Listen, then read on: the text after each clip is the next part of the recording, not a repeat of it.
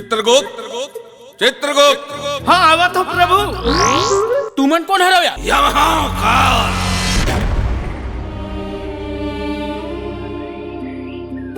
धनेशा अभी सिक्का के एक पहलू ल देखे है। अब समय आगे है कि वो सिक्का के दूसरा पहलू भी दिखाए जाए।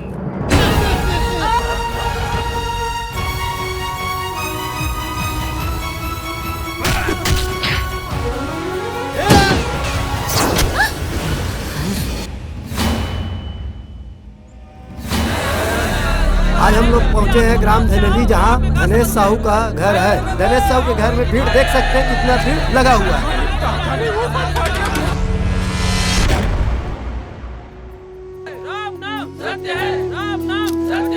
ये मृत्यु लोक में पलैया हर जीव जंतु पशु पक्षी सबके मृत्यु पहली से विधान में तय है।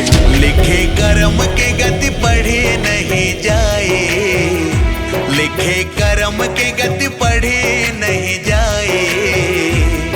निभा ले रे निभा ले मोर भाई। अरे अतेक इंतजार के बाद तो ये मनुष्य जीवन मिलते थे। अरे तू ही मन तो किथा 84 लाख योनि के बाद। अगर हुलो तुम 70-80 साल ढंग से नहीं जियन दू तब फालतू है तोर मनुष्य जीवन बना के ढूंढ कर।